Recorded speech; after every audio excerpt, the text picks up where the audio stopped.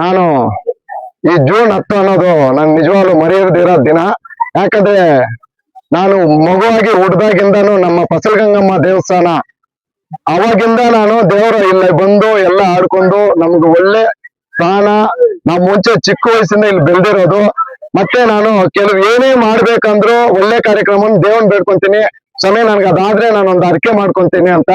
ಅದೇ ರೀತಿ ಹೇಳ್ಕೊಂಡ್ ಬರ್ತಾ ಇದ್ದೆ, ಮುಂಚೆನೂ ಮಾಡ್ಕೊಂಡ್ ಬರ್ತಾ ಇದ್ದೆ. ಈ ನಡುವೆ ಒಂದು 3-4 ವರ್ಷದಿಂದ ಇಲ್ಲಿ ಅರ್ಕೆ ಮಾಡಿಲ್ಲ. ಅದನ್ನ 3-4 ವರ್ಷದ ಎಲ್ಲ ಸೇರಿ ದೇವ್ರ ಮೇಲೆ ಅರ್ಕೆ ಮಾಡಿ ನಾನು ಕೆಲವು ಯಾವ್ಯಾವ ನಾವು ಅನ್ಕೊಂಡಿರೋವೆಲ್ಲ ಆಯ್ತು.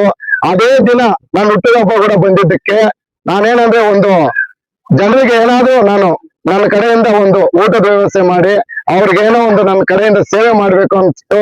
ಅದಕ್ಕೆ ನಾನು ಒಂದು 2000 ಜನಕ್ಕೆ ಊಟದ ವ್ಯವಸ್ಥೆ ಮಾಡಿ ನಮ್ಮ ತಾಲೂಕು ಬೈರ್ಕೂರು ಹೋಬಳಿಯಲ್ಲಿ ಮತ್ತೆ ಮುಳವಾಲ್ ತಾಲೂಕಿಂದ ಮತ್ತೆ ಶ್ರೀನಿವಾಸಪುರದಿಂದ ಕೋಲಾರದಿಂದ ಎಲ್ಲ ಇದರಲ್ಲಿ ಪಾರ್ಟಿ ಅನ್ನೋದಿಲ್ಲ, ಎಲ್ಲಾ ಪಾರ್ಟಿಯವರು ನಮ್ಮ ಲೋಕಲ್ ಅಲ್ಲಾಗ್ಲಿ ಜಿಲ್ಲೆಯಲ್ಲಾಗ್ಲಿ ತಾಲೂಕಲ್ಲಿ ಆಗ್ಲಿ ಇದು ನಾನು ವೈಯಕ್ತಿಕವಾಗಿ ಮಾಡಿದ್ದೀನಿ.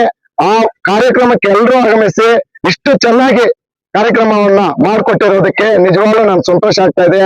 ಒಂದು ನಮ್ಮ ex-MP ಮುನ್ಸಾಮಣ್ಣ ಆಗ್ಬೋದು, ಮತ್ತೆ ಒಂದು ಕಾಡಿನಲ್ಲಿ ನಾಗರಾಜನ್ ಆಗ್ಬೋದು, ಮತ್ತೆ ನಮ್ಮ ನಾಗೇಶ್ ಅವ್ರು ಬಂದಿದ್ರು, ಮತ್ತೆ ಬಂದು ನಮ್ಮ ಇನ್ನೊಬ್ಬ ಧೈರ್ಯ ಅಧ್ಯಕ್ಷರು ಸಾಮೇಗೌಡ ಅವ್ರು ಬಂದಿದ್ರು, ಮತ್ತೆ ನಮ್ಮ ಬೈರ್ಕೂರ್ ಚೇರ್ಮನ್ ಆಗ್ಬೋದು, ನಂಗ್ಲಿ ಚೇರ್ಮನ್ ಆಗ್ಬೋದು, ಮುಷ್ಟೂರು ಎಲ್ರು ನಿಜವಾಗ್ಲು ನಾವ್ ಹೆಂಗಿರ್ತೀವಿ ಅಂದ್ರೆ ಒಂದು ಸ್ನೇಹ ಜೀವಿಯಾಗಿರ್ತೀವಿ. ಇದ್ರಲ್ಲಿ ರಾಜಕೀಯನೇ ಮಾಡಕ್ ಹೋಗಲ್ಲ.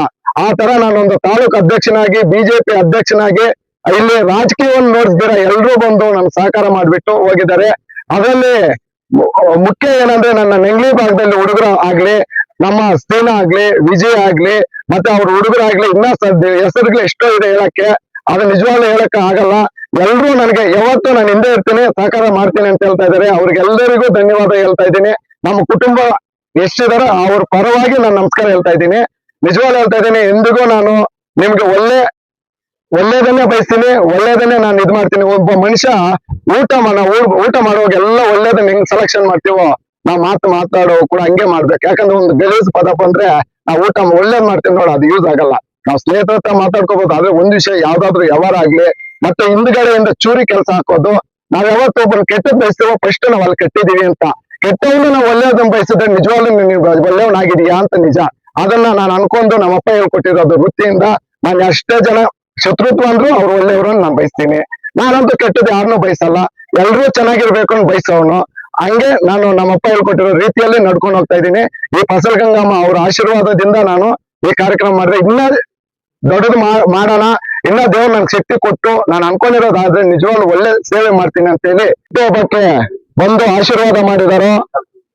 ಮತ್ತೆ ವಾಟ್ಸಪ್ ಮುಖಾಂತರ, ಫೇಸ್ಬುಕ್ ಮುಖಾಂತರ, ಇನ್ಸ್ಟಾಗ್ರಾಮ್ ಮುಖಾಂತರ ನನ್ನ ಎಲ್ಲರೂ ನನಗೆ ಏನು ಆಶೀರ್ವಾದ ಮಾಡಿ ಸಹಕಾರ ಮಾಡಿದಾರೋ ಅವ್ರಿಗೆಲ್ಲರಿಗೂ ಧನ್ಯವಾದ ತಿಳಿಸ್ತಾ ಇದ್ದೀನಿ. ನಮಸ್ಕಾರ.